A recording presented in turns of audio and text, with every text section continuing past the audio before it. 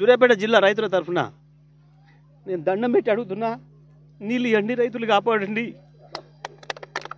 దుర్మార్గం ఇది.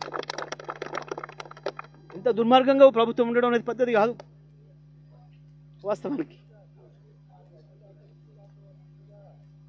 అద్భుతంగా పంటలు పండించిన ప్రాంతం ఇది. వద్దన దాకా నీళ్ళు ఇచ్చినాం గతంలో. ఒక రైతుగా చూస్తే బాధ కలుగుతుంది. దయచేసి ప్రభుత్వానికి విజ్ఞప్తి చేస్తున్నా, దండబెట్టి అడుగుతున్నా, నీళ్ళు వదలండి, రైతులను బతికించండి అని.